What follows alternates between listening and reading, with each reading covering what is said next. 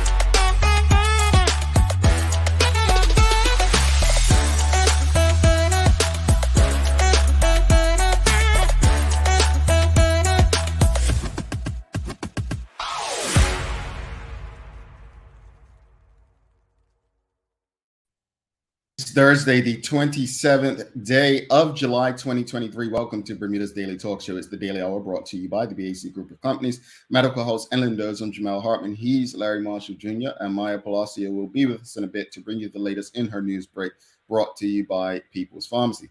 Brother Larry Marshall Jr., you got your colors on today. Yeah. Okay. Yeah. Well, Vico. And yes. I decided I'll represent today. I'm ready for the Paynter. All right. Sherry and other colleagues. You don't have to call their names. You don't have to. No, I'm calling names today. That's how I'm feeling. Yeah. I mean, look, I actually, it's interesting because folks, these lots show up on the show when they're available. And I know you always going to say, oh, why you got St. George's people to beat up on Mr. President today? That's not the case. Absolutely not the case. And I just want to say his own people on this show didn't want to show up and have a conversation with him today. That's what I'm going with. They ditched him. Yeah. You see Sherry? Oh, showing the callers in the crowd, right? Angeline Butler, I think, yes, and Georges. We're going to stick with you. And, but yeah, I'm looking forward to today's conversation. I enjoyed the commentary. I've always enjoyed the conversations with the president's especially, previous to this second stint by Richard Scott. We had Vashon Blanchett, who was, a good friend of the show as well. I love this time of year, and I love the personalities that are involved. Just give St. George's a chance. Come on. Yeah. But anyway, to your point, it kind of evolved, right? Because this year we kind of do with the presidents, and then it goes to the players, and everything's about the players and the captains and seeing stuff like that. So I agree with your point. This time of year, just soon as July hits, it's just that natural flow of how things go every year, and it's like all of Bermuda is involved, which makes and honestly, I'm looking forward because again, just to emphasize what you said, we speak about the players, the captains, and so on, but the administrative side, like the people who are responsible for really everything else. I think it's only right because a lot of people have opinions about Cup Match, but not too many are involved and know the going-ons about Cup Match. So I appreciate having these guys so open and honest. So as we just said, greetings everyone. Thanks for making us part of the daily routine. A good one today as we welcome the president of Somerset Cricket Club, Richard Scott, on. We're discussing Cup Match 2023. And folks, this is your last chance today and tomorrow. If you haven't already, you want to make sure you have signed up for the restaurant crawl taking place this Sunday. I believe they just added another restaurant, which is good. I'm glad it's a seafood joint, so I can show up and eat as much fried fish as I like. So check it out. Just send an email if you're interested to engage at thedailyhour.com, and you and yours can attend the restaurant crawl with us. Also, if you haven't already, BCG Television, just go on to bcgtv.com. Make sure you register. You don't want to miss the Cup Match Selection Night coverage led by Juggling Jason. You'll see Larry, myself. Maya will be at St. George, and then you'll see Sherry and Sancha up in Somerset. We'll have some former players. Those former players being Lionel Can of St. George's, who is, again, the last captain to lead St. George's to victory in 2011. I tried to do a trick on Maya the other day with the trivia, see if she actually listened to me. And she's like, she almost made me like, don't make me slap you, boy. Didn't you just say that earlier? But yeah, she's like, Lionel Can, didn't you say that? But it was a trick, seeing if you all listening. But also Stephen Utterbridge from Somerset. Stephen is not just a former player in Cup Match, but he gets the administrative side as well. He is the president of Baylor's Bay Club Cricket Club. So looking forward to having both of them as part of the Cup Match Selection Night coverage. But again, make sure you go on to bcgtv.com and just register to make sure you don't miss it. You'll be able to engage as well. All right. Also, this is the Daily Hour, so make sure you go to our website, thedailyhour.com, and subscribe to the website. Follow us on all of our social media channels to stay up to date with all that we have going on.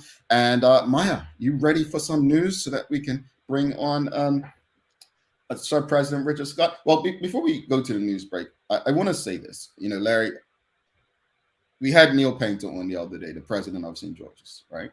Mm-hmm. And I just think in small communities, small towns, right? There's no in between so much. You either like something or you don't. You like someone or you don't, right? It's almost like there's no taking away a middle class. It's either you're rich or poor kind of thing, right? I think the challenge, and you would know this from when we were fighting conscription. Your father and myself were the hotheads. Everyone else calm, cool, collected, right? And I think messaging gets lost in tone sometimes. And I truly, I'm not saying that I agree with everything that's said. You know, we challenge things, but I think that the message so often gets lost because of people's tones. And I'm not quite sure if that's on the person or the receiver. Yeah, and I think when I read what Mr. Paynter said, I thought tune. But when he came on the show and explained it, I didn't have an issue with this tune. Mm-hmm. So I think sometimes we assume things when it's read, sometimes like how a tune is or what it could be. But I think if we stick to the facts with, you know, in reality, and of course, you know, the hot topic is not being televised, and you know, it costs a whole lot of money. Yeah. And like you said before, live sports is the hardest thing because you have to have all these moving pieces. Yeah. It's not one stationary, you know, thing. So it's the people, it's the this. And you know, it costs, resources are needed to put these things on. And I think sometimes we just feel, where's the money? Or where's doing this? And I know it's something so small, but I mean just putting on a sports day, it costs way more money or much more money than you think. And I wouldn't have known it until I was involved with it. You know what I mean? So context is important. That it goes, yeah, context is important. And I think he did a good job explaining himself and it. And I think some people just aren't going to like it regardless. They just feel that they should be able to watch Cup Match for free. Yeah. I mean, you know, again, I quote this all the time: like him, love him, or hate him. But Dr. Brown said when it came to politics, and you only need 51% to agree, 49 won't, but you still got to work on behalf of everyone, right? So not everyone's going to agree. There will always be some who don't. Understood. Comments. Sean DeShield says, morning, guys, and the Cup will be staying in the West this year again. We'll see. I'm not arguing with you. Look, you notice I ain't trash talk this year. It's one of my New Year's resolutions. I haven't trash talk. You know, Tanya Cheeseman says, morning, Larry and Jamel. Marcia Robin Patrice Bradshaw says, good morning, beautiful people. Have a wonderful day. Tanya Cheeseman, St. George's Colors. You come into the restaurant, Crawl, Tanya. Hey, folks, again, last time it's registered. Let's get to the news break.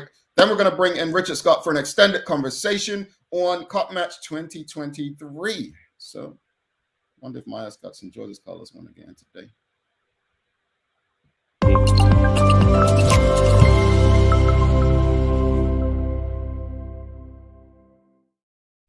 I learned my lesson and I'm neutral. You can't even see me. All right, hey. Look, she does this so right? Hey, you're not gonna mess with her journalistic integrity. Like I try to get her to do it, but she. All right, it's all good. It's all good. How you doing today, sister? I'm pretty good. All righty. What you got for us today? All right, so starting up with the news this morning, and you know I don't like to do it, but always has to be done. But just an update on the recent road collision that occurred in Bermuda. sorry, excuse me. At last check, the car driver hurt in a collision with a truck on Middle Road on Southampton near Williamsville Place around 5:35 p.m. Monday, the 24th of July. Was understood to have sustained non-life-threatening injuries, which is good. Apparently, the truck driver was unhurt. The car and truck involved believed to be driven by a 28-year-old Southampton man and a 54-year-old Warwick man, respectively, was said to be traveling in opposite directions at the time. If anyone witnessed this incident, you could please call 211. I'm glad non-life-threatening injuries. Yeah. But I want to say something real quickly. On my way from the airport yesterday, I was hoping that the dash cam was on to catch it, but it wasn't. But when I saw 2 back-to-back down by Bartholomew Church on North Shore, like net in front of like a guest tour bus or something, like the guy looked back and said, "Ooh, I made it." I can't cuss on this show, and you all make me want to do it, but I'm just like, my question is, why? Is it the thrill? If it's the thrill, they got a track down South Shore though, not South Shore, South Side. They have that track. Like, just as government, can you all go down there and release? But come on, man, because as my driver said yesterday, had he hit clip something, it would have been this domino effect of bouncing off this one and hitting it's come on, man. Seriously. Honestly, I think it definitely needs to be a study being done about why we drive so recklessly. I would love for people who do drive so recklessly, let us know, like, what is the reason? And because you're putting other people's lives at risk. And I think they know that when they're doing it, but they still choose to do it. Yeah. Anyway, coming up next in the news break, on July 25th, police were out doing the laser checkpoints, and within 2 hours, 25 speeding tickets were actually issued, and the top speed was 78 km per hour. So just be very wary, slow down. We say it all the time. Obviously, Cop Match is coming up, so it's going to be a lot of police presence. That's my next story coming up. And just a reminder, like, Cop Match is also quite hard for a lot of families, my family included, as a lot of persons have died in road collisions, road accidents during the Cop Match holiday.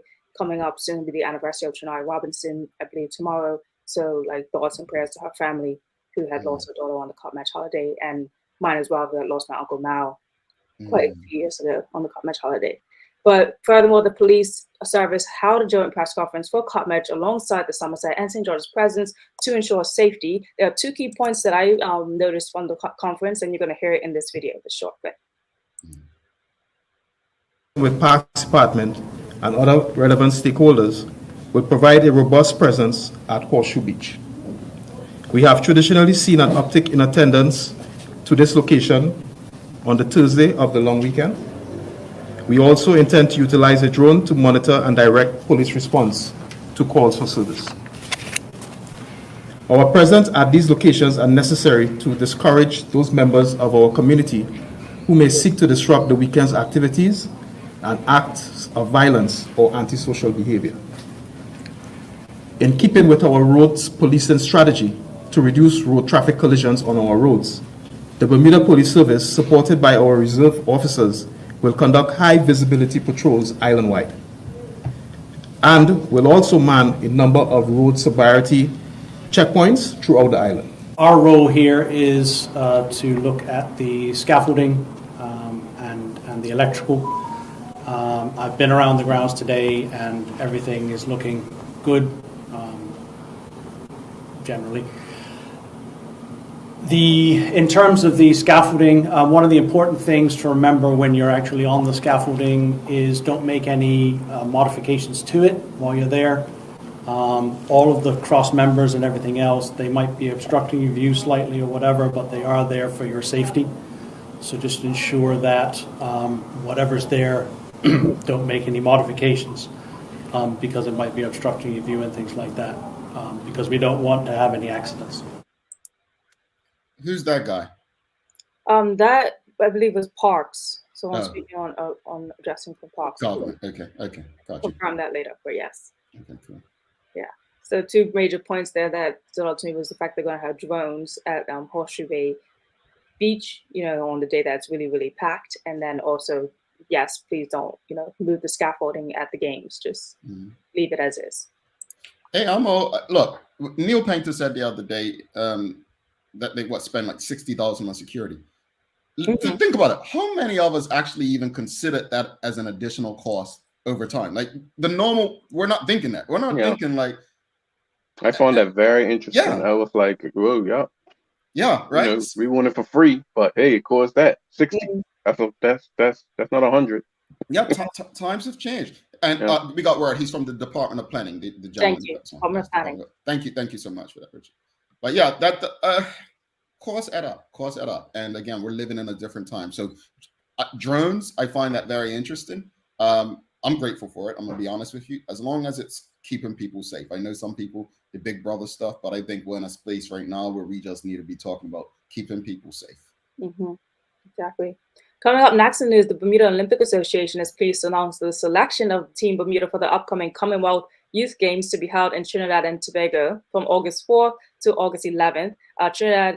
Tobago 2023 will see more than 1,000 young athletes aged between 14 and 18 from nations worldwide in different nations in different territories. Across the Commonwealth, compete across 7 events, including athletics, beach volleyball, cycling, netball, rugby, sevens, swimming, and triathlon. For Team Bermuda, we will have a total of 16 athletes from 5 of the 7 different sports. We'll be having athletes coming from volleyball, cycling, swimming, triathlon, and athletics. So that's who will be coming in for the team in Bermuda. So that's pretty exciting to have 16. Good stuff. Congratulations. All the best to them. Yeah, well done. Yeah, and they'll probably be missing cup match, so I hope so that kind of sucks, but I know they're excited to be competing. Up next tonight there will be a taxis only meeting. So the the owners operators of the Taxi Association just want everyone to know that there probably will be a huge delay in trying to get taxis later this evening. The meeting will be between 7 and 9 p.m.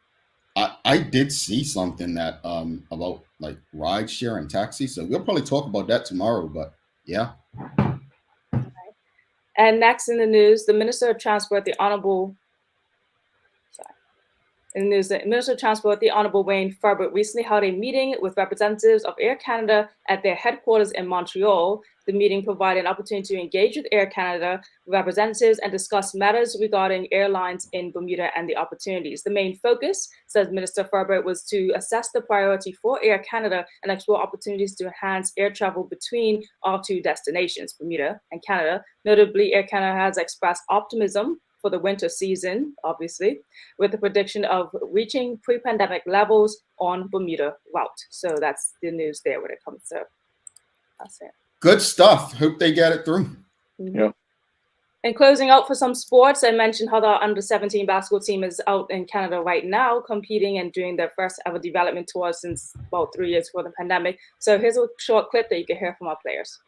Everyone, it's Maya, and I'm here at the Alpha High Performance Center in Ontario, Canada, with the Bermuda Under-17 Basketball Development Tour.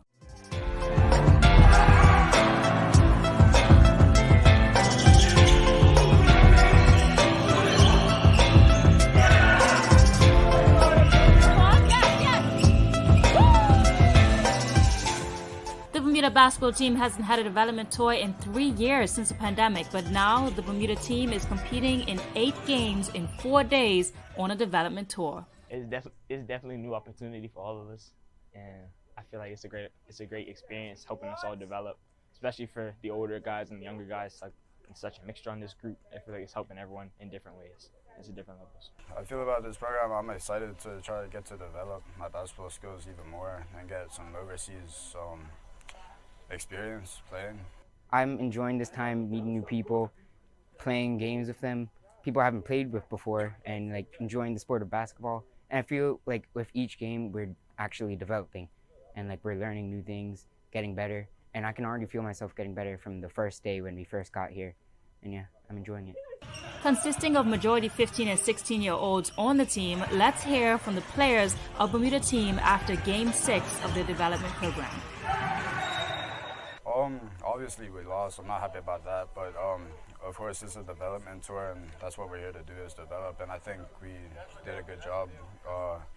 We kept our energy up. That's one of the main things, and I think we will leave the game as a better team. So that's all that matters.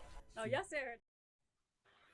I just want to say, I was planning on going that route, but I didn't hit my growth spurt till I was 30, so I didn't make it 6 feet till I was 30. But I'm proud to see those guys taking advantage of their size and ability. Yeah, it's inspiring. I mean, maybe it's not too late. Jordan did come back and had his best years of his career after 30 something. So anyway, good stuff to them. Good stuff to them.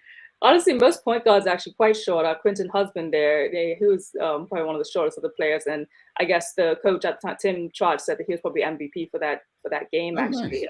And it was Ralph, I believe his name, Ralph Scott. He's about 6'5", though. He's a tall one. There's some other tall players there too. They're still kind of managing the height. They're in those ages where just like, I got my growth spurt. I want to play this sport. So right now they're just developing and getting that ice. Yeah, Ralph Scott sounds about my height. What's the weather looking like? The weather today is looking like long sunny periods, thankfully, but a few showers are going to be passing. And we have a high of 87 degrees Fahrenheit. So that's some high humidity. Bring your raincoats, people, and be easy on those roads. All righty. What you got for days of the year for us, Larry? Days of the year, we had a lot of silly days of the year, so I picked the one that I felt was most silly. Today is take your house plant for a walk day. Who? Take your house plant for a walk day. So, if it's a plant at your dad's house, or get one, let's go a walk and see what we can do, Hartman. Take your house plant on a walk around the neighborhood for a chance of peace and quiet, something slightly different and fresh. So you put your house plant on a leash, or you carry it in your? I don't know. I don't know how well attended this one will be. No, go ahead. Go ahead, Jamal. Put your house plant on a leash and drag it. Yes, and take pictures of that too, please. Anyway, we've got Richard Scott coming up. We're going to talk cock match. Maya, thank you so much, folks. Make sure you're following Media Maya, BCG Television. We've got some things, and I just got word from President Neil Paynter. We're going to be giving away tickets to attend cock match. So, tune in. That's the only way to win them, right, Maya?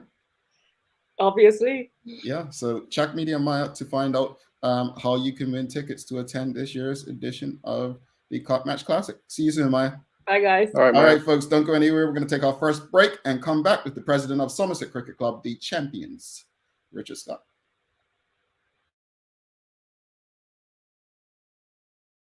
Let's face it, life can be a little wild, but shopping doesn't have to be. I choose People's, so that whether it's a prescription that needs to be filled, a toy for my little terror, or a gift for a new addition to the family, we'll see about that. Everything's available in one convenient location. Some call it People's. I call it my one-stop shop in the city. People's, we're here for you.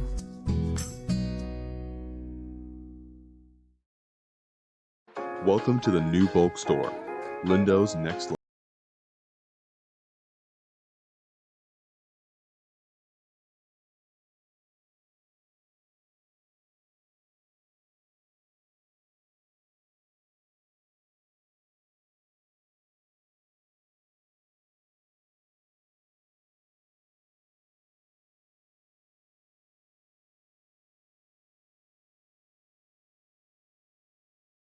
Mom's celebrating her 70th birthday next month. Have you noticed her age is catching up with her? Yeah. Plus, she's having a hard time getting up and around like she's used to. I would sure hate to see her fall. At Medical House Limited, we can help make life situations easier. We have electric beds, motorized scooters, bath stools, walkers, you name it. Mom's been real good to us. We'll get her birthday and Christmas gifts from Medical House. Medical House has relocated next to the Dandytown Field, number 6 Bakery Lane, Pembroke. Telephone 292-3622. All righty, welcome back to the Big Show. Larry Marshall Jr., myself, Jamal Hartman. It's the Daily Hour brought to you by the BAC Group of Companies, Medical House, Lindos, and People's Pharmacy. Folks, please don't forget to subscribe to thedailyhour.com. Follow us on all of our social media channels to stay up to date with all that we have going on. Also, we are getting questions. I just saw one that came through. Once you put your email and register on bcgtv.com, you have access, but you will not be able to watch it. It's free without putting your name and email in. We got a question just now. Well, Somerset fan, of course, but because they put these red and blue stuff in the message. But they said, how can we watch? Right there. It'll be the first thing you see on the website as of Saturday morning. So we want you to watch too. We love it. The banter, the information, the education, the entertainment, the history, the tradition, the culture. This Cotton Match Selection Night coverage is just here to add to that. Without further ado, let's bring in our guest for the day. We've got, let me get the right, I don't want to play the police siren on him, although we might have to arrest them if they give us another 2 for 1. But let's give a warm TDH welcome. And I'm actually upset. This is our first time having Richard Scott on because we wanted him on from the time he became president again. But give Richard Scott a warm TDH welcome, folks. Give him a warm welcome. Welcome, sir. Good morning, gentlemen. How you doing? They got all this background. It's distracting. Yeah, I was ready for you all and your light blue stuff happening. Yeah. See, I said today, you know what? I'm gonna have some integrity, right? I said I don't let the integrity show up that much this time of year. But I said let me wear black. Let me wear black in honor of what's to come. Okay. Vice and Georges, yeah. But okay. No, thank you for doing this. It's a pleasure having you. Really. Really appreciate. You don't have to be a fan of either team to appreciate how Somerset's run. And I just want to touch on this before we get into the conversation. Growing up as a North Village boy, I knew Somerset as the team that I always won football, cricket. Like it was just Silver City, if I'm not mistaken. That was Bermuda's Silver City. So from youth programs, you always had some of the best youth programs on the island, and you just see it how you put your cut match teams out. It's been continuous through various presidents and so on. So I just want to commend Somerset Cricket Club for not just being a cricket club or a sports club, but being a really important and integral part of the community. So thank you guys for all that you do, ladies, everyone for all that they do up there. Surely.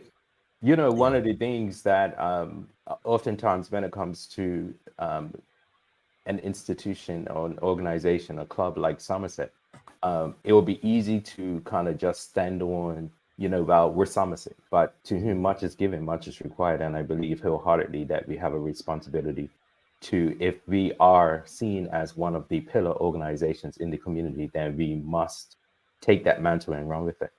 Indeed. And your people are showing up. Renee Simmons. I love the red. I mean, you got Sherry, she's a little colorblind, but she says it's the cup in the background.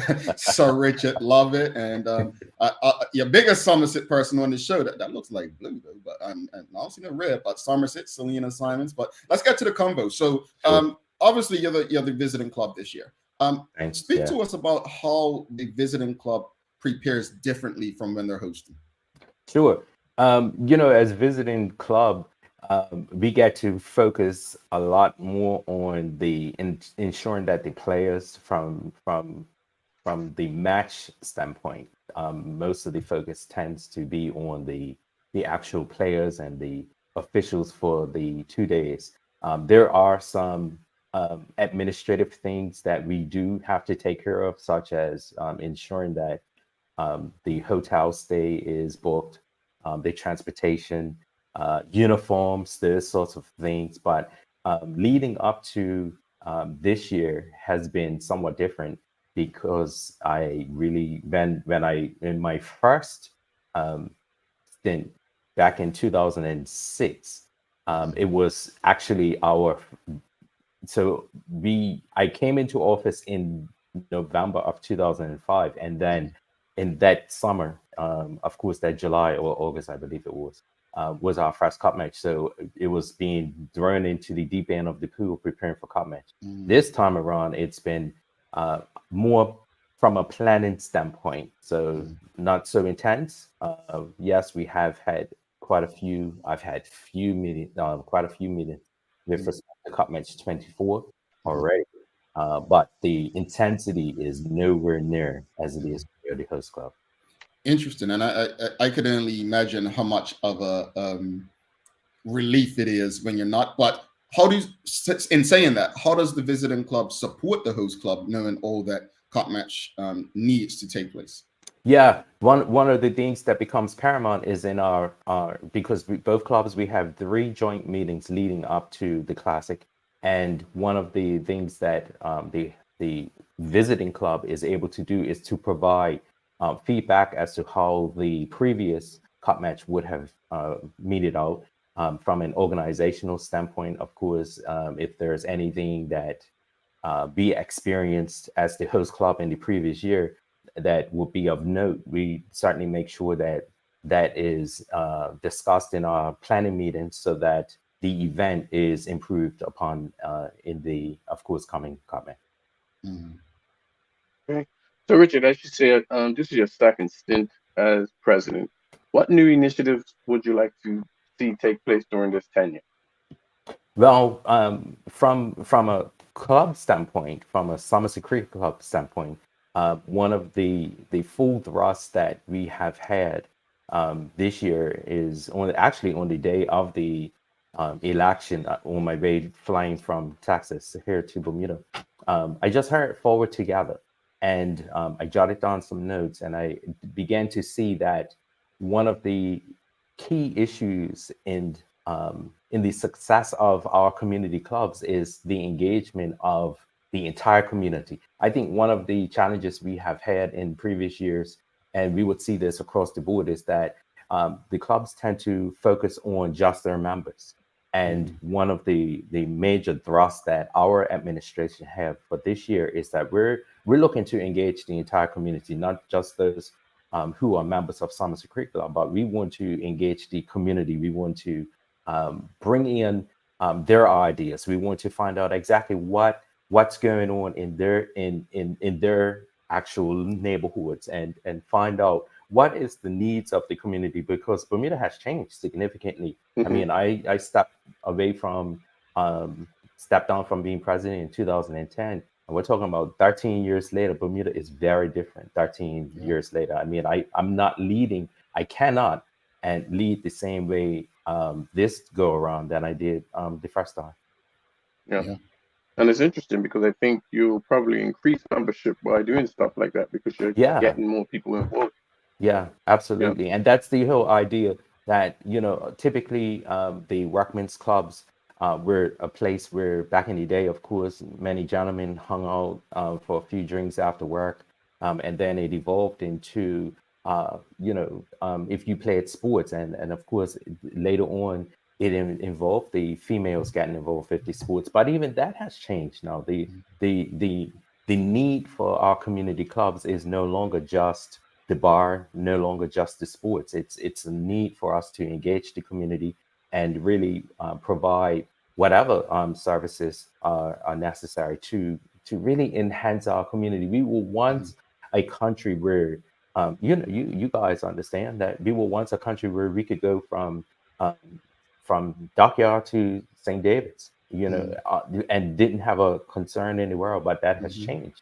And I believe that the sports clubs, President Paynter did make a notation the other day that it's the schools, the churches, and the sports clubs that we have a responsibility to do our part. And I think engaging the community and finding out exactly what their needs are is paramount to seeing Bermuda be united as one.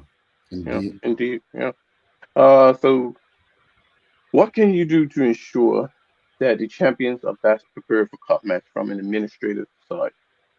Yeah, from an administrative side, I think the easiest thing to do is to, of course, we have Mr. Mike Coday, who is the chairman of cricket. And I talk to Mike, around this time of the year, pretty much every day to make sure that everything's fine between Mike, Jeff, Gennaro. They have a few management people on their team and of course the team. And at this point, it's just a matter of making sure all the ancillary things, like making sure the uniforms are sorted out and like I said, the hotel stays and the transportation, because those are the sorts of things that if they tend to go wrong, it can throw everything out of kilter. Yeah. Okay. What can clubs do better to ensure that the public gets the best experience, whether I think he froze up. All right. So, Larry, what was the question? Because you froze up just now. Oh, sorry. What can the clubs do better to ensure that the public gets the best experience, whether it be television or quality of the cricket? Okay, well, when it comes to, I'll deal with the quality of the cricket. I believe that both clubs have a wealth of knowledge when it comes to their relative selection committees, and I believe wholeheartedly that both clubs endeavor to put out their best team to showcase Bermuda's best talent when it comes to cricket, and hey, in hopes that these guys go out on the field and show Bermuda what they're made of. And I believe that that's the thrust, at least from Somerset. Our aim is to and not just only pick the best team, but to ensure that it's a team that works well together. Our thrust has been teamwork, and yes, the team is made up of 14 individuals, but if those 14 individuals can't function as a unit, then we Houston, we have a problem.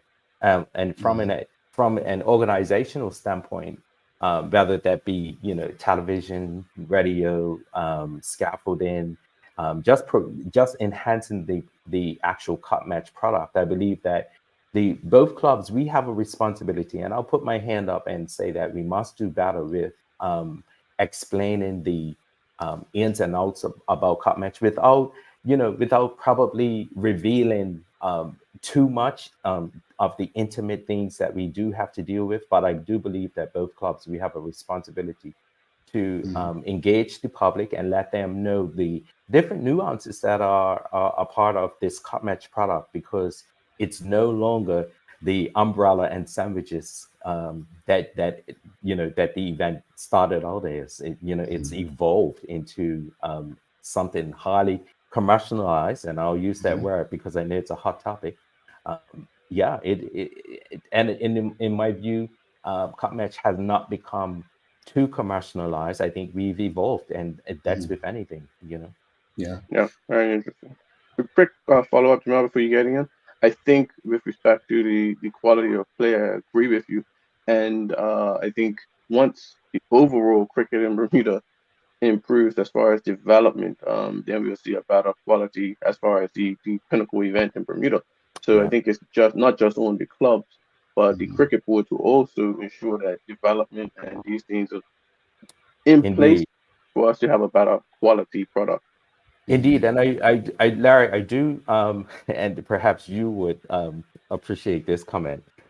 I personally believe that, most of us learned how to play cricket in gym, and that is something that perhaps needs to have a little more emphasis placed on the development of our players from the primary level to get, back in the day, we played cricket in gym, so I think that it still happens today, but we had a whole almost, a semester of playing cricket. And I believe that this is one of, I'm not saying this is the end all be all, but I believe that this is one of the reasons why we perhaps don't see the quality that, some would say that we don't see anymore. Yeah. I want to go to the audience. Let's go to the audience. Got some questions on Instagram as well. So let's go to Instagram. Just ask, what questions do you have for President Scott? And one just asked, have you started to plan to host cut match next year, which you kind of said you're already planning in 2024. What goes into those plans a year out? Because again, television's been a hot topic and so on. Just speak to us about how you're going about that. Sure. There are some fixed items that are attached to each year. They're not going to change. And I think for our team, it's easier to deal with those fixed items so that we can knock them out the park, get them squared away.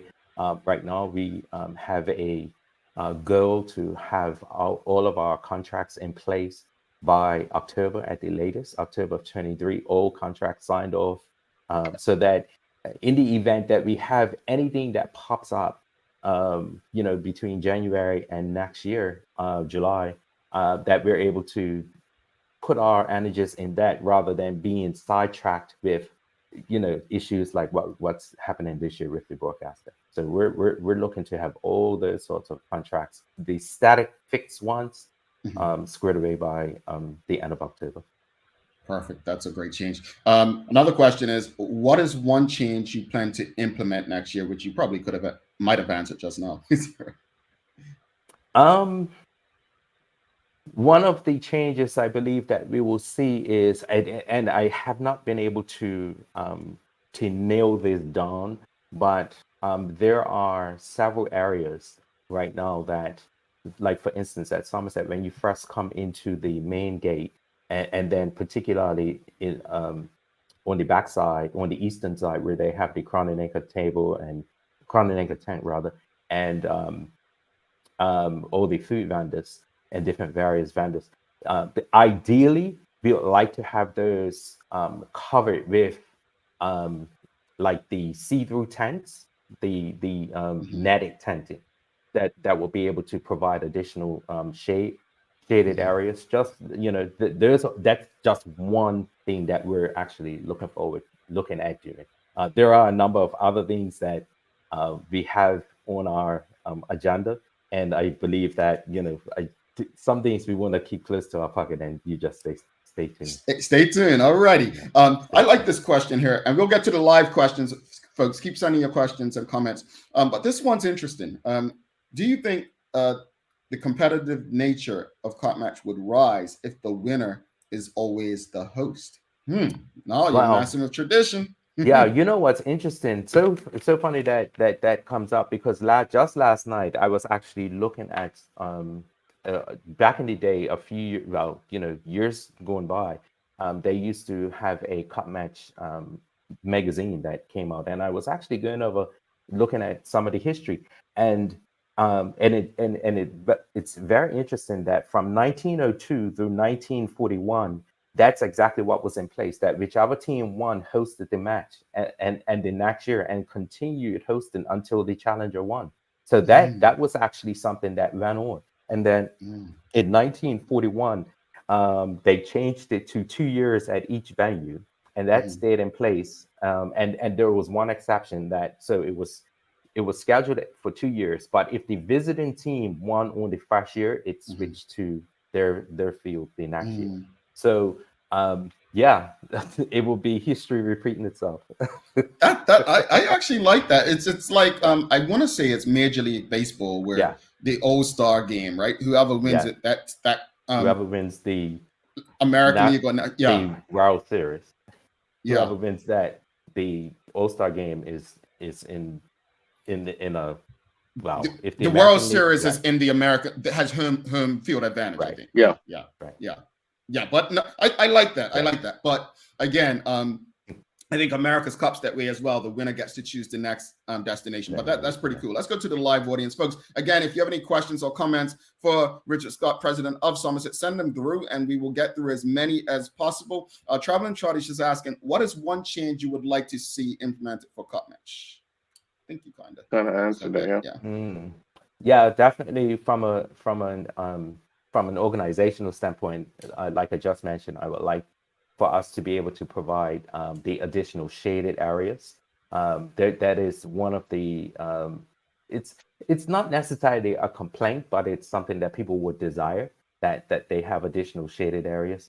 And also I would that's from an organizational standpoint. From a game perspective, perhaps we're now, and I think it came up the other day, perhaps we're also at the point of considering if someone was a reserve and had not been selected to play as an outright player, the opportunity to not be tied to the team that they were selected as a reserve. So there's two things that, we're always the game and the event itself is forever evolving, and I believe that we always have to be open to both sides, that we're evolving from an organizational standpoint and evolving from a game. Well, I think, and this is not to pit president against president, but it's interesting because the other day we were talking with President Neil Paynter from St. George, and the whole rule where once you play for one team, you can't play with another. And I said, well, in the NCAA, you have to sit a year out before transfer, right? You have to be in the transfer portal. I'm all for that. But Neil's response Neil Paynter's response was that, no, it's about loyalty and so on. But my follow-up question that I missed with him, which I'll put on you, is Somerset has a tradition of just choosing the best cricketers. Like there's been times Somerset did not have a Somerset League player in their team, whereas I think St. George's, it's a bit different where it's like, this is about St. George.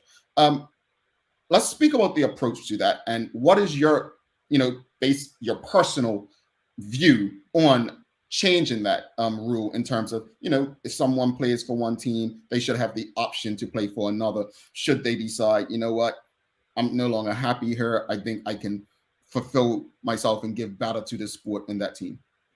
Yeah. I think if you've been a reserve and you haven't played, I honestly do believe that you should be given the opportunity to move if you've been a reserve. If you've actually played, my stance is somewhat different because, again, perhaps my slant is because I'm a Somerset guy, like President Paynter. I've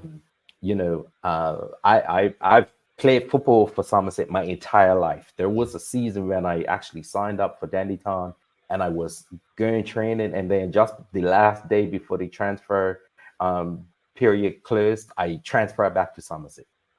I'm a Somerset guy, so I understand the loyalty standpoint, but I also believe in fairness. I don't believe that well, I mean, I don't believe that it happens now. It has happened in the past where persons were selected to block them from going to the other club. Correct.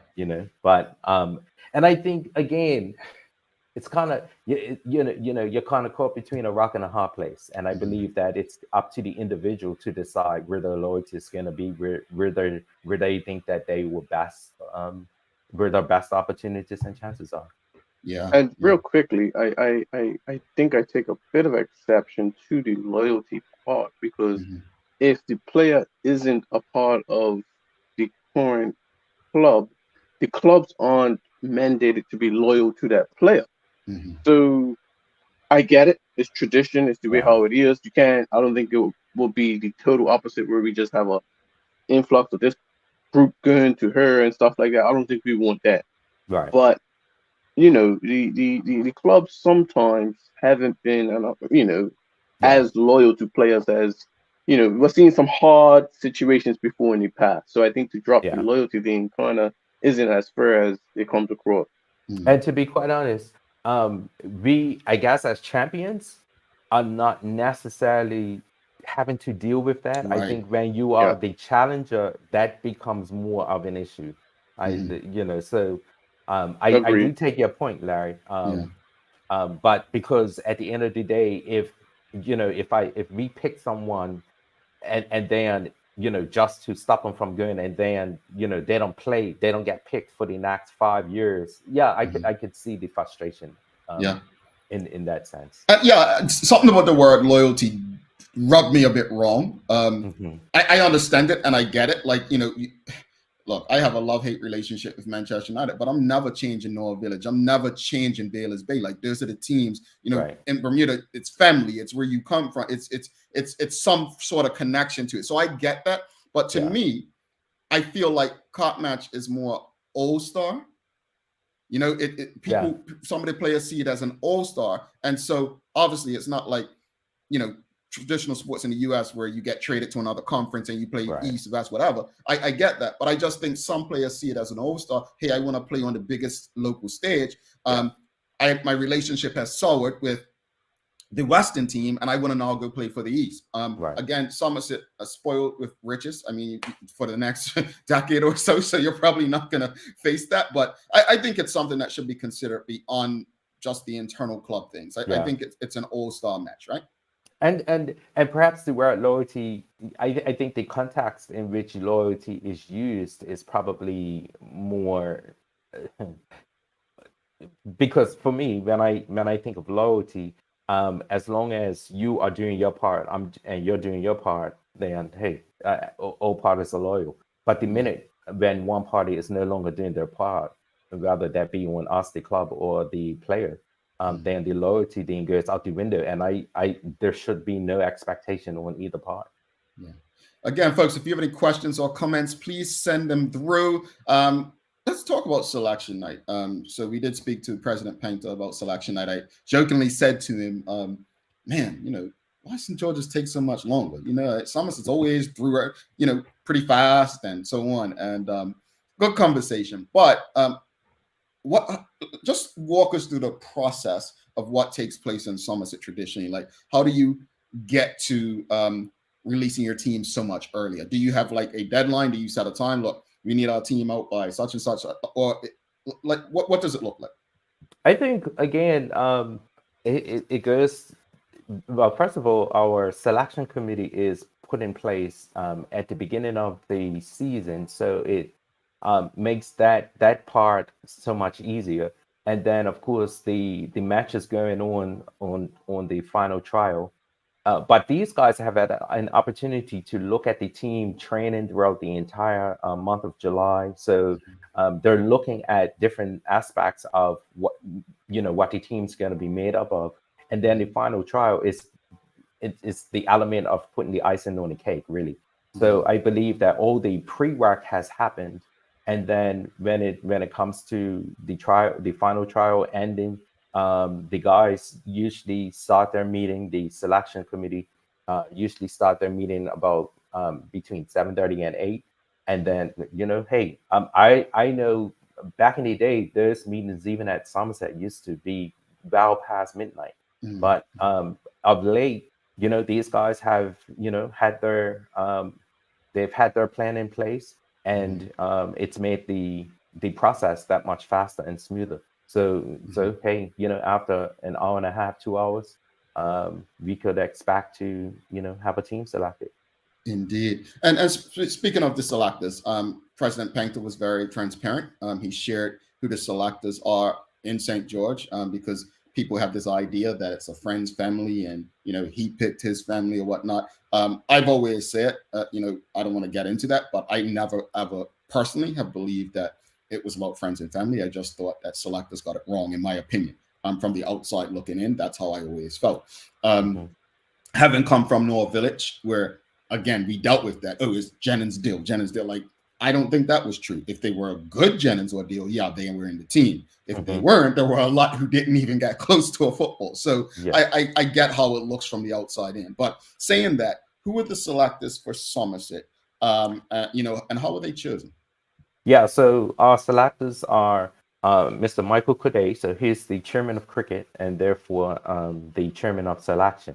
And then we have Mr. Jeff Richardson, who is our head coach. Mr. Gennaro Tucker, Mr. Cutmatch himself, who is the assistant coach. And then we also have Mr. Reginald Tucker Jr. And then the fifth selector is Mr. Jordan De Silva, who is the club captain. Okay. And that is a decision. Well, the chairman is automatic. The coaches are automatic. The captain is automatic. And then the group of them collaborate to come up with who the fifth person will be, and then they bring that to management and for ratification, and then of course we okay. Yeah. So any more questions or comments? I just want to go back to one more thing that to reiterate something. President Paynter kind of set the record straight on the amount that it cost for a cop match, and I don't want to ignore it, because for me, I think having it come from you. Larry and I can discuss it all we want, right?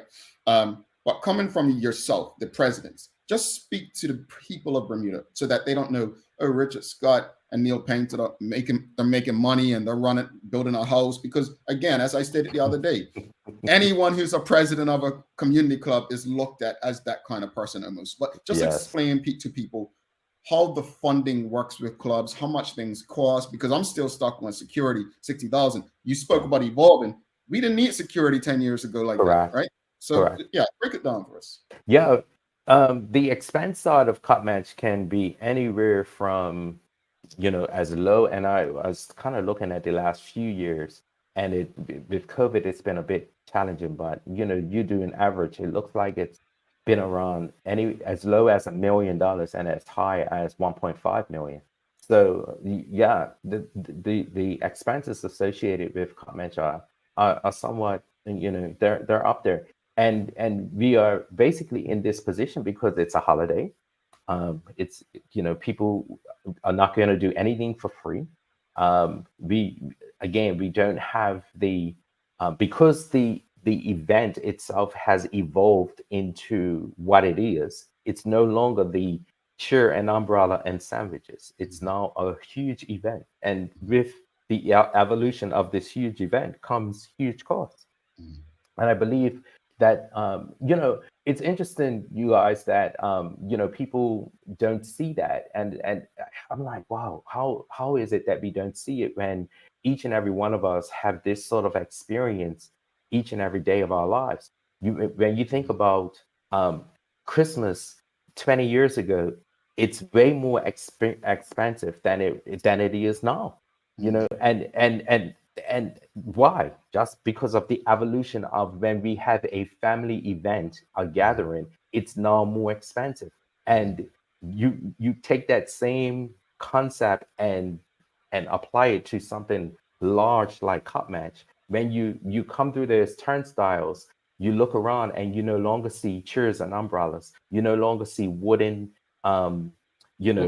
stands. You see scaffolding put up. You see all sorts of entertainment that's going on before, during, and after. All of these things are part of the the makeup of the evolution of the product cup match. So it's quite expensive.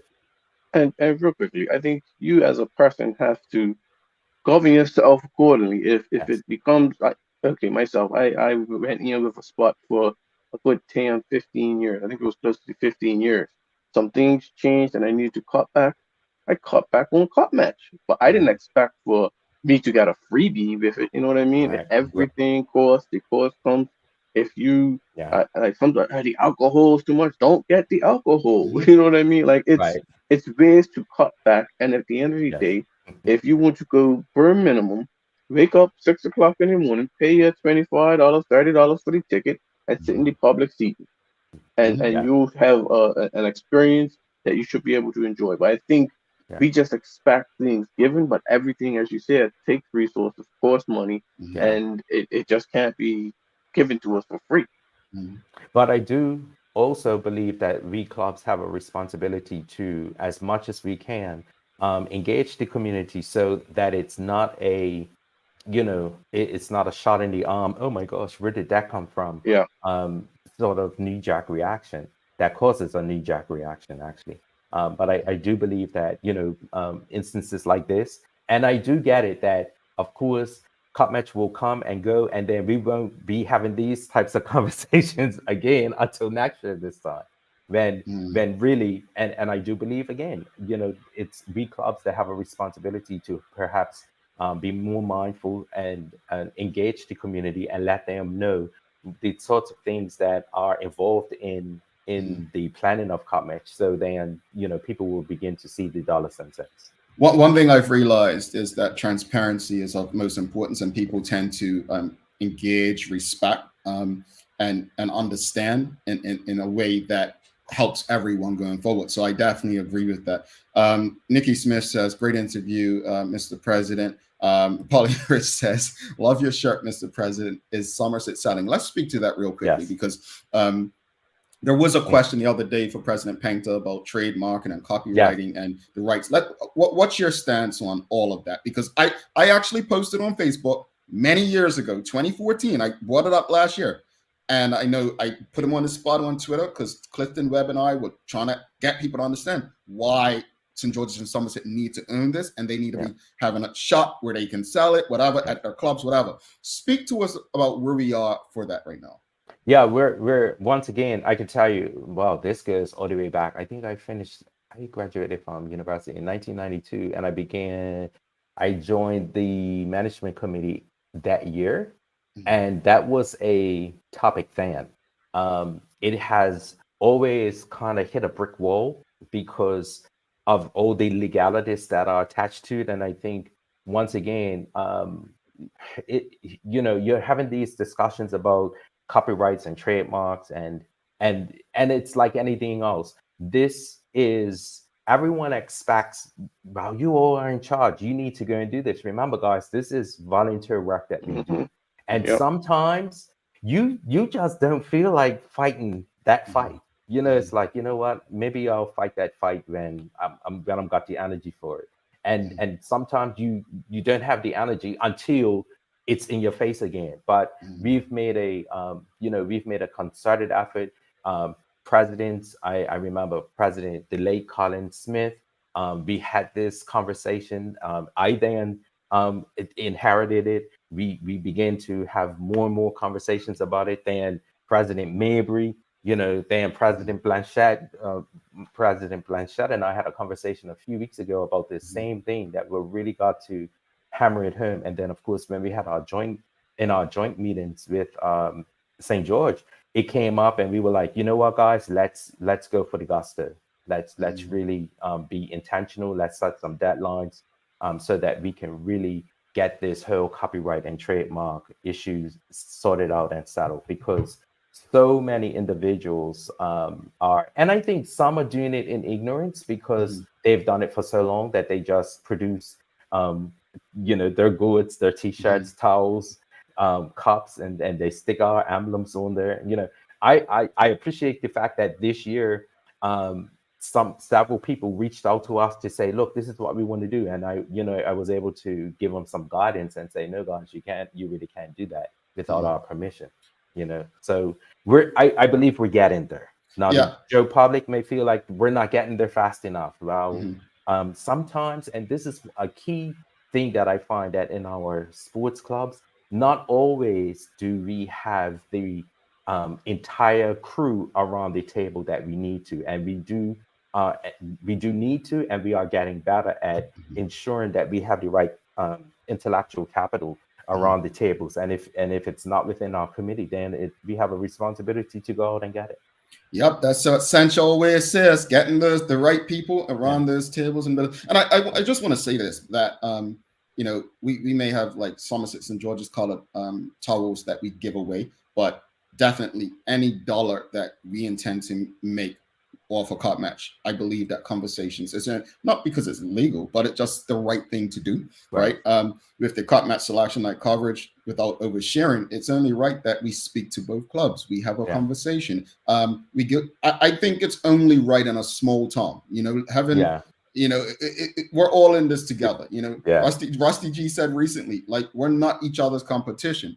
Now let's change that to, let's see what we can do together. So no, I love what you just said. But one thing someone asked in the audience, and I mean, I can answer this from a business perspective with what we've dealt with, but if you want to take a shot, Mark Arthur C. Phillips is just asking, what is the timeline to complete the copyright process?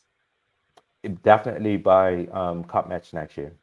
So that even in our preparation, and when we talk about by cup match next year, not by the time the day starts, the first ball is built, but by the time we have our last our last joint meeting, which would probably be in June of next year. Yeah, and it's something you said that was very interesting, that I want to drive home. All volunteer work, guys. You know what I mean? You are volunteers. If you've been around, you may have a plan, but you're tired. You got a deadline from work. Your child's up late. It's volunteer work, and real life happens, and the public expects a professional Super Bowl level, production. And we have to remember, within the context, that it's all volunteer work. And at this time, kudos to all the volunteer work that you guys do. Absolutely. Kudos to the volunteers that will make it happen on the 2 days also. Yeah, indeed. I'm just privileged to be working with an awesome team. I believe that that's one of the key elements to any organization's success. I'm the type of leader, I believe in empowerment. I'm not a helicopter leader. Hey, go and do your thing. Don't burn the house down. Because if you burn the house down, then I'm coming. But go and do your thing. Don't go anywhere, audience. We're going to do a giveaway after this as well. But let us know who's your team, who's your cup match team. Let us know in the audience while we go through these few questions. Polly Rich says, does Somerset Cricket Club own the scaffolding that is used at cup match? If not, why not? could that reduce some costs? I know that question came up the other day as well. Yeah. No, we don't. Not as yet. It's still tendered out to one of the local companies, but of course, this is not a new topic. This is actually an age-old conversation that let me back up. We started the scaffolding back in 2006, my first year as president, and it's always been our desire that we would earn it, and it just makes sense for both clubs to earn it jointly. I think one of the challenges has always been, okay, where would it be stored? Who will be the steward of it? And we, again, some would say, well, that's just easy. Well, no, it's not. If you've been involved in any community club at any level, you would understand that it's not as easy as that. Sometimes, people want to borrow a table for their picnic, and then you gotta call them up. The picnic was in July, and in February you're asking for that table. Mm-hmm. So when it comes to the evolution of even us both clubs earning the scaffolding, there are some back end things that have to be in place, because sometimes what we want to do is run with a plan before making sure that that plan is actually planned out. And some would think, you guys are just taking too long. Why haven't you done anything about this? Why you keep renting it? Well, we want to make sure that all our I's are dotted and all our T's are crossed. But stay tuned, it's coming. Yeah, and I've been a fan. I know I used to say this to Blanchard before, is that and maybe I'm thinking US, having worked in the stadium, is I'd like to see multi-purpose facilities become a thing in Bermuda. Obviously, these are community clubs, and we're going to need a lot of assistance from the private sector. But hey, why not? Let's say this is AXA Field at Somerset Cricket Club. I'm just saying, Patrick Tannock, what's up, bro? But I mean, it's going to take a lot of intellectual capital and support. Well, Jamal, you mentioned that, and you could only also imagine the historical things that we have to consider, because that may, for you living in the US, for me living in Texas, in the US as well, I remember when I was president and bringing on HSBC as a sponsor. Oh my goodness, the place was in an uproar. Oh, you're selling cup match to HSBC, and I was like, guys, no. And I had to, I find that oftentimes you have to give people examples of what they can relate to. So I said, okay, everybody here, I'm looking around, I'm taking a quick view. I see several of you at Kensington Oval at the test match. And I said, and whose name is on the field? And everybody was like, Cable and Wireless. I said, well, does Cable and Wireless earn the West Indies cricket board? And at that point, it became a aha, moment. So a lot of times what we have to do is be able to pull people into our reality by giving them something that they can relate to. Indeed. And there's a lot of that going on. I know, in Europe, football fields, people up in arms if Old Trafford ever gets a sponsored name and so on. But again, it goes back to that key word. I don't care about Old Trafford. Oh my goodness, he must be a pool guy. Yes, I am. We just can't find the same team. So United's your team, Jamal? No. United's your team? I said I had a love-hate relationship with United. That's what I said. Yeah. What else you got, Larry? Real quick, I find this question interesting. What can both clubs do to make cup match more attractive for tourists? I actually think that the game isn't for the tourists, but the event can kind of be more for it. Yeah. But what's your take on that? What can we do more? Interesting. In preparation for today, I was thinking, wow, wouldn't a cup match museum be an awesome place for all this history? A wax museum where former players, we could have them on display.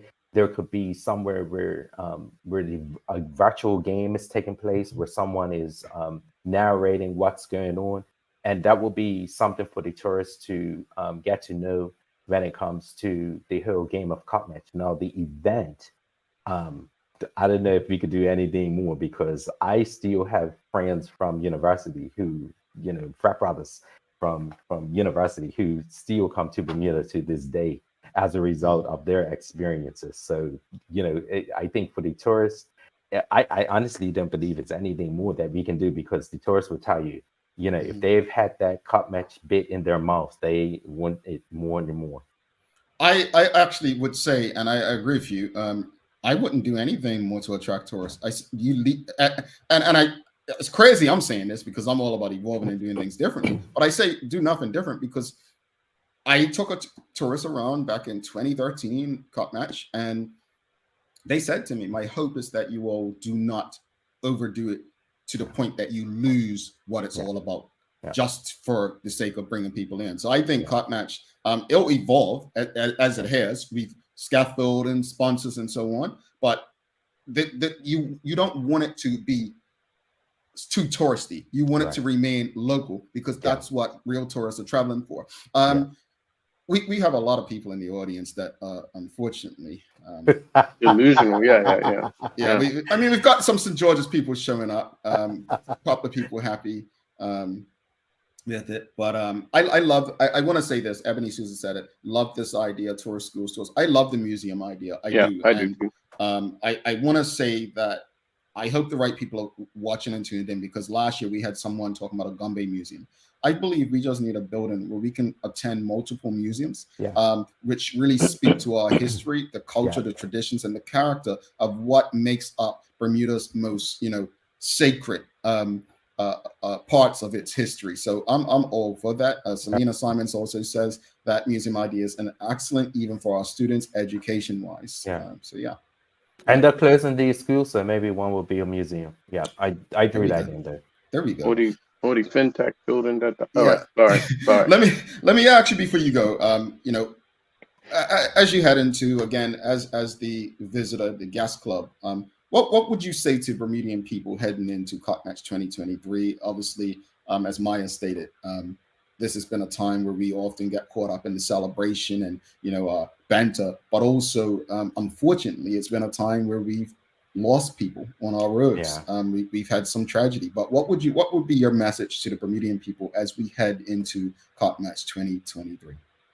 I think one of the things that we are, as a people, we are enamored with words, and words are simply words that are, whether they're black ink on a white page, the significance of those words are when we put it into action. So when we talk about it's a time for families to get together, for us to think about emancipation and, of course, Mary Prince Day, we really and truly have to look inward and say, I have a responsibility to be a responsible citizen of Bermuda. And that means that if I'm going to be going out over the Cup Match holiday and having a good time partying, then put plans in place so that there's no drunk driving. Let's be more mindful of each other instead of being so self-absorbed and self-focused. Let's really not just say it, but let's be it and do it. Indeed. Mr. President, thank you so much for this conversation. I'm just going to echo what Traveling Trotty said. President Richard Scott, your interview was truly remarkable, and it is evident that you are a genuine leader who wholeheartedly embraces the evolution of Cup Match.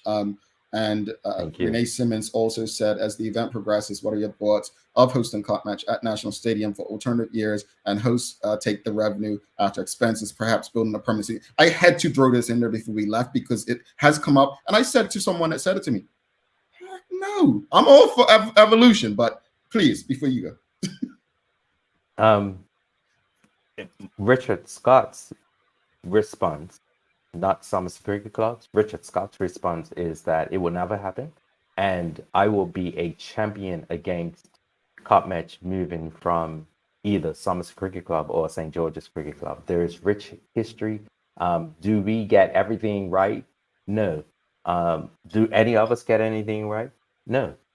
Do we just decide that because something goes wrong in our house that we knock the house down when it's just something that needs, if the cabinets break, do we knock the house down? No. We address the cabinet issue. And I believe that that's one of the things that, in the evolution of the product, cup match product, there are some things that we have to address, both clubs. But to move it to National Stadium, no. Yeah, I again, President, I get it. I think I'm there with you. Again, thank you so much for the conversation this morning. All the best to Somerset Cricket Club, and all those involved. I mean, again, the players. You got 11 players and a few reserves, but there's so many more people behind the scenes, and I think they deserve the credit and the applause they deserve. So thank you. Thank you. I mean, and before I go, I just want to say, right in line with that, Jamal. Oftentimes people see the presidents, they see the captains, but there are a myriad of people there. We have an awesome executive and management team. We have awesome members. We have people in our community that are making this whole cup match real turn as it's turning. So I just want to say thank you very much to each and every one of them, because you guys get to see me, but I get to stand on their shoulders. Indeed. And the presidents who have gone before me. Indeed, sir. Thank you so much, and I'll be seeing you throughout the holiday, and I'll be on your side. All right, that's all right. Soon. All right, take care. All right. Thank you. President Richard Scott, folks. If you appreciated the conversation, please give us a thumbs up, a love, a like. Let me tell you what I really enjoy about both President Richard Scott and President Neil Paynter. They've made themselves available so that you can hear it straight from their mouths. So there's no need to be on social media with the opinions based on what you want to believe versus what's actually happened and is actually true. So my hope is that by being able to engage them live on this show, you all can then share with your friends, your family, your colleagues. No, that's not true. This is what's happening. This is what. And one of the things I know people have been saying for years, copyright, trademarks. Folks, it takes time. I don't think that they're oblivious that they shouldn't be doing it. It just, they're working on it. I believe they are. I don't think they're both going to just come out in public and say, oh, we're working on it. No, it takes time. Ask me how I know. We're going to let's just play the cup match promo before we go to our break. So if you haven't done it already, I'm going to play the promo so you know what to do this Saturday evening. Who has the most wickets in cup match history? Oh, that would be that by Bartholomew Jones. Wrong. Bimba Jenkins. By what are you doing now? I'm refreshing my cup match knowledge for the trivia night. Trivia? Yeah. On Saturday, July 29th, the 2023 Cup Match Selection coverage will be live streamed on bcgtv.com at 7 p.m. Take part in the night of trivia. Learn how much tickets for the game are and find out who's making the cut. Presented by Bermuda Communications Group Limited and Media Maya, and brought to you by HSBC. Who's taking home the cup this year? St. George's! Come on, set! Ordering from ER Fisheries has just gotten simpler. With just a few clicks of a button, you can place an order for next-day delivery or same-day pickup. Our ever-expanding list of offerings now include grocery pantry items, specialty meats, and bread and dairy items. We know things have been hard, and we're here to make planning for your next meal or party easy. Whether you're a vegetarian or a meat eater, we have what you're looking for. And best of all, it can be delivered to your door in 24 hours or less. Go to www.erfisheries.bm and check out our wide range of seafood, beef, lamb, pork, poultry, fruits, vegetables, and plant-based products, all available at reasonable prices. That's www.erfisheries.bm. Thanks again to President of Somerset Cricket Club, Richard Scott, for the conversation. Hope you all found it helpful and enjoyed the information that was shared. If you could do us a favor, give us a thumbs up, a love, a like. Make sure you share it with your friends and colleagues. We will greatly appreciate it. Thanks again to the BAC group of companies, Medical House, Lindo's, and People's Pharmacy for ensuring that we can have these kind of conversations with you on a daily basis. It's time for the Daily Play, brought to you by Bermuda Trivia. The Cup Match Edition is now available in stores throughout Bermuda. Follow Bermuda Trivia on Facebook, Instagram, Twitter, and TikTok to find out why it's Bermuda's favorite trivia game. All right, Larry, are you ready? I think I'm ready. Folks, don't go anywhere. We're going to do a hashtag giveaway immediately following this, all right? But he may need your help because I think we've got him on this one. All right, here we go. Let's get this music going because you ain't going to get this. Who scored the first century in cup match history? Yeah. So what we want to talk about for 30 seconds? Let's see if the audience can help you out. First century. What year was it? I mean, I don't know. 1937. Yeah. All right. No one knows in the audience. Interesting. We've got a lot of cup match people in the audience. No one knows. All right. The first cup match century was scored in 1937 by player Edward Boson Swainson. Okay. Yeah. Yeah. Kathy Rogers love says it. someone I from love St. it. George. I love it. Yeah. So Edward Swainson was the first person. Folks, the hashtag for today's giveaway will give away a cup match towel of your choice. Well, the hashtag's cup match. It's cup match. Yes, he was St. George's. Edward Boson, he was a St. George's player. Edward Boson Swainson scored the first century in cup match history, 1937. Yeah, he was St. I'll be George's. surprised. I'll be surprised. You know, I mean, look. First century, most wickets. I mean, yeah, okay, Gennaro. Yeah, you can have it. You know, you can have it. Yeah, but you know, one guy, and then the rest are all St. George's right behind him. So. Yeah. We got it. We got it. Hashtag cup match, folks. While you're doing that, we're gonna wrap it up. But final thoughts on today's conversation with President Richard Scott, Larry. Yeah, awesome conversation. I think over the 2 days on Tuesday with President Paynter and then Mr. Scott, we learned a lot. We don't have to assume a lot of things. You know, as you spoke about these social media posts or something. If you want to know what really happened, you have extensive talks with both, and I think that's what's needed. Going forward, I would like to, as you know, President Scott said, getting more up to the public. Not so it's just a knee-jerk reaction to try and evolve that.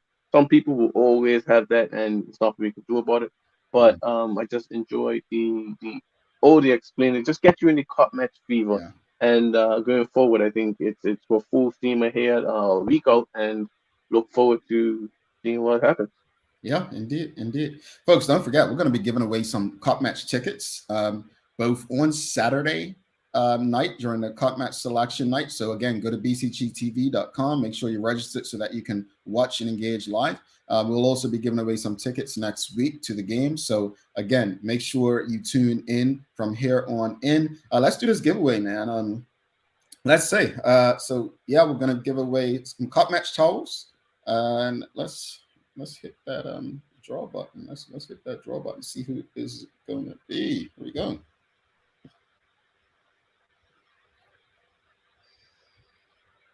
Come on, big money.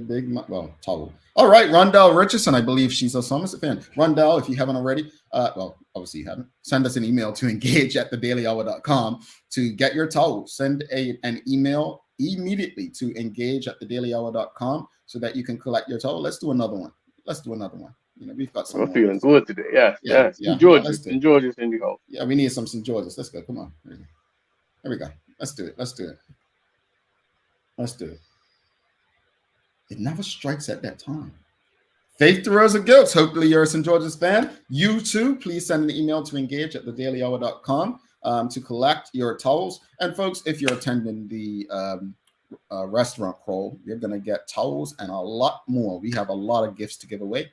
We may even have some cup match tickets to give away and more. So again, restaurant crawl is a great opportunity to engage live with all of us in person. And also enjoy some of Bermuda's best cuisine at restaurants throughout the island. So if you haven't already, make sure you're signed up for the restaurant crawl happening this Sunday from 2 p.m. to 9 p.m. You'll be visiting different restaurants throughout the island and engaging in some great conversation and a chance to win some prizes. So just send an email to engage@thedailyhour.com if you'd like to get on board. Let me just say this. As far as today, wrap it up conversation. I think that cup match to me is my favorite holiday, Larry. I don't necessarily like when people say it's become commercialized. Like Richard said, when they bought HSBC on, you had people talking about Hamilton Princess being involved. At the end of the day, it does take money to put things on. People are not volunteering. Not everyone's volunteering, but also companies that are providing you with product or service are not volunteering, is what I mean. And so I'm going to say this, and it may really, piss some people off, but we talk about what cup match means to us as far as emancipation and the black community. Then it's up to us to kind of make sure that we can put it on. We have black businesses, but we have to support those black businesses so that they can actually give to us. We can't rely on people who don't celebrate or honor it in the way that we do to give to us. And if they do, that's a bonus. But we have to play our part in ensuring that this in which we consider sacred, this in which we say represents our culture, traditions, history, emancipation, we have a job to do. And to the day we stop doing this show, I'm going to preach, especially to black people, that we are the solvers to our own problems.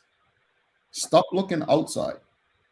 And then when outside help comes, being mad because it's become commercialized. You got some daily inspiration for us, Larry? Yes, I do. Before we do, just want to give a big shout out to Bermuda Communications Group and Media Maya for what's going on. I'm looking forward to being a part of the Selection Night show. It's very innovative and something new, and I think this has it has an opportunity for us to evolve. So kudos to everyone involved in that. And I want to say this, thank you for saying that, Larry. Honestly, I probably say it to Maya so much like a broken record, but I am absolutely so grateful and thankful to have people like yourself and Sancha and Sherry, Phil, everyone who is so open and down. Like, let me just be clear. These everyone has jobs and families. You all to do this on a Saturday night and understand what it means to our community and what it could be. I'm grateful and thankful. And Maya, I can't be for someone so young like Maya, and it's not even about age, it's about mindset. Yeah. She can be out partying. She doesn't have to do this. It really means so much to have a dedicated and committed group of people to make this happen for our community. So thank you for recognizing this, but thank you all for what you do. And Larry, you know more than anyone how draining this could be. Yeah. It's a lot. So I don't want people just think we're turning on a camera and going live. It's a lot. So thank you. Yeah. Today's daily inspiration is brought to us by ER Fisheries, and it's from legendary cricket batsman Sachin Tendulkar. People throw stones at you, and you convert them into milestones. I like that one. Does he have the record for runs in an inning in Test history? He has, I think, I want to say the most one-day international centuries. But he, legendary records. So can I share something with you? This is poor what I'm about to say, folks. I loved him. I had a love-hate relationship with him because growing up, it's like you either choose Michael Jordan or the Lakers, right? I chose Brian Lara. Oh yeah, Brian Lara. So so I didn't like Tendulkar because of that. I liked him, dude. Like he was such a good player. It was almost like Roger Federer and these group of tennis players that came around that time. You can't hate them because they're so good. Yeah, it's like, man, I want my guy to win, right? I want my guy to have the most runs, whatever. So yeah, but folks, don't forget to subscribe on our website, thedailyhour.com. Follow us on all of our social media channels to stay up to date with all that we have going on. Help us grow beyond the mic as we do our part to continue to improve our community. Thanks again to our partners, the BAC group of companies, Medicals, Lindos, and People's Pharmacy for ensuring that we're able to do this with you on a daily basis. As always, we appreciate you, we love you, and we thank you for making us part of your daily routine. If all goes well, we'll be back to do this again with you tomorrow. He's Larry Marshall Jr. I am Jamel Hartman. Please do make it a safe and a great day. We are out. Peace, folks. If I can find the outro.